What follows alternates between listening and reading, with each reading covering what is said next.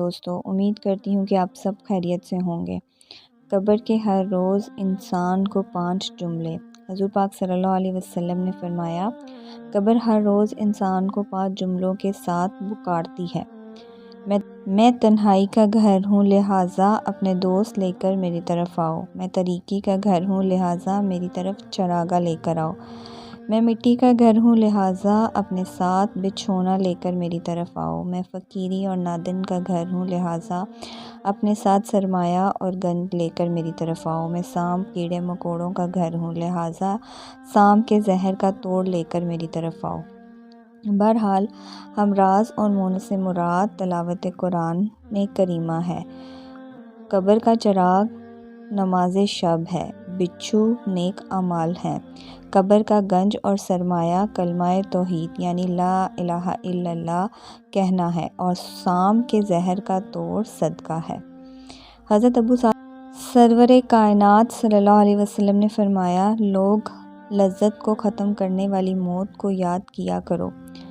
قبر ہر دن اپنے مردے سے خطاب کرتے ہوئے اعلان کرتی ہے، میں غربت اور تنہائی کا گھر ہوں، مٹی اور کیڑوں کا گھر ہوں۔ جب مومن کو دفن کیا جاتا ہے تو قبر اس کو مرحبا کہتے ہوئے خوشخبری سناتی ہے کہ میری پشت پر چلنے والوں، میں تو بڑا محبوب تھا، آج میں تیری ہو گئی اور تو میری طرف آ گیا، تو اب میرے احسان کو دیکھ لے گا۔ یہ کہہ کر قبر نگاہ کشت ہو جاتی ہے اور جنت کا دروازہ اس کے لیے کھول دیا جاتا ہے، جہاں سے اس کو جنت کی تازہ ہوائیں آتی ہیں۔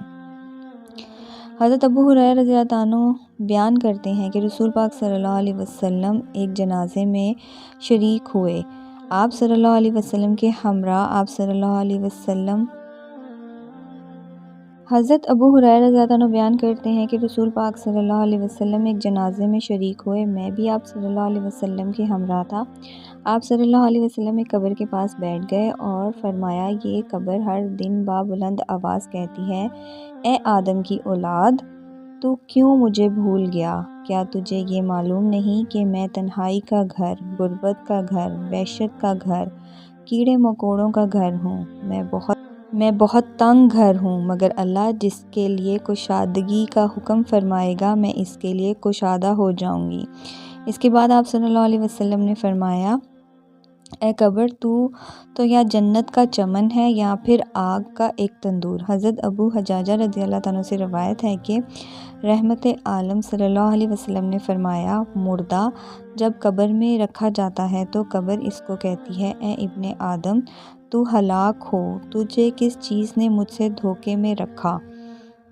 کیا تجھے معلوم نہ تھا کہ میں فتح تاریکی اور کیڑوں مکوڑوں کا گھر ہوں؟ تجھے کس چیز نے مجھ سے بہکا کر نڈر کر دیا اور تو میری پشت پر خوب اکڑ کر چلتا تھا؟ اگر وہ مردہ نیک ہوتا ہے تو اس کی طرف سے قبر کو جواب دینے والے جواب دیتے ہیں، اے قبر، تو دیکھ تو صحیح، اس کے اعمال کیسے ہیں؟ یہ اچھائی اختیار کرتا تھا اور برائی سے باز رہتا تھا۔ یہ سن کر قبر کہتی ہے، بے شک یہ نیک تھا، اب میں اس کے لیے سرسبز ہو جاتی ہوں۔ مردے کا جسم اس وقت موم ہو جاتا ہے اور اس کی روح اللہ تعالیٰ کی طرف بھیج دی جاتی ہے۔ حضرت عبداللہ بن عبید رضی اللہ عنہ سے روایت ہے کہ رسول پاک صلی اللہ علیہ وسلم نے فرمایا، مردہ قبر میں بیٹھتا ہے اور ان لوگوں کی پیروی کی آواز بھی سنتا ہے جو اس کے جنازے کے ساتھ قبر تک آتے ہیں۔ مردے سے اس کی قبر کہتی ہے، اے ابن آدم، تیری ہلاکت ہو، تو نے میری تنگی، بدبو اور کیڑے مکوڑوں کا خوف نہیں کیا، اس لیے تو ان چیزوں سے بچنے کی تیاری نہ کی۔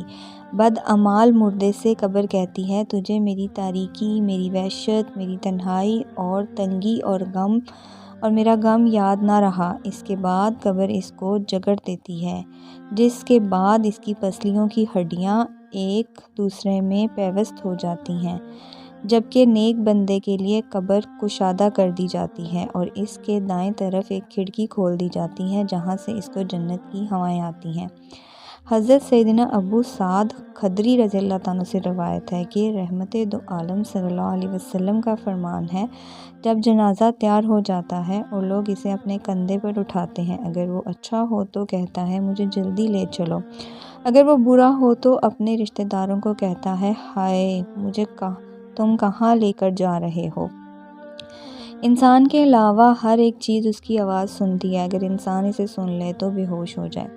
رسول پاک صلی اللہ علیہ وسلم کا ارشاد ہے کہ کوئی دن ایسا نہیں جب قبر نہ پکارے، اے ابن آدم تو مجھے بھول گیا، میں تنہائی کا گھر ہوں، میں وحشت کا گھر ہوں، میں زہریلے کیڑے مکوڑوں کا گھر ہوں۔ جب مردے کو قبر میں دفن کیا جاتا ہے تو قبر سے آواز آتی ہے، اے ابن آدم تو کتنا غافل بے فکر رہا، تو میرے سینے کو بڑی بے دردی سے رونتا رہا، آخر تو جانتا تھا کہ تو نے میرے اندر ہی آنا ہے اور میں تیری آخری منزل ہوں، اور میرے اندر کیڑوں کا گھر ہے، میرے اندر سانپ اور بچھو رہتے ہیں، اور میں رنج و تکلیف کا گھر ہوں، میں اذیت ناک جگہ ہوں، عبرت کا ایسا مقام ہوں جہاں ہر طرف اندھیرا ہی اندھیرا ہے۔ افسوس کہ تو بھول چکا تھا اور یہ بھی نہ سوچا کہ میں مرنے والا کا کفن تک پھاڑ دیتی ہوں، بدن کے ٹکڑے ٹکڑے کر دیتی ہوں، گوشت کا ریشہ ریشہ کھا جاتی ہوں اور جسم کے جوڑ جوڑ الگ کر دیتی ہوں۔ اللہ تعالیٰ فرماتے ہیں، ہم نے انسان کو غلیظ پانی سے پیدا کیا، ہم آخرت کے دن کو بھول گئے، ہم دنیا میں رہ کر حقوق اللہ اور حقوق العباد بھول گئے، ہم دنیا میں موت کے وقت کو بھول گئے، ہم اپنی قبروں میں آنے والی رات کو بھول گئے۔ اللہ پاک ہم سب کو قبر عذاب سے بچائے اور ہم کو نیک اعمال کرنے کی توفیق عطا فرمائے، آمین ثم آمین۔ دوستو اگر آپ کو میری ویڈیو پسند آئی ہو تو ویڈیو کو ایک لائک، اور میرے چینل کو جنہوں نے ابھی تک سبسکرائب نہیں کیا ان سے گزارش ہے کہ چینل کو سبسکرائب کر لیں، بیل کے آئیکن کو پریس کر لیں جس سے آپ کو لیٹسٹ ویڈیو کا نوٹیفیکیشن ملتا رہے۔ دعاؤں میں یاد رکھیں، اپنا بہت سارا خیال رکھیں، انشاءاللہ ملتی ہوں آپ سے نیکسٹ ویڈیو میں۔ اللہ حافظ، جزاک اللہ، فی امان اللہ۔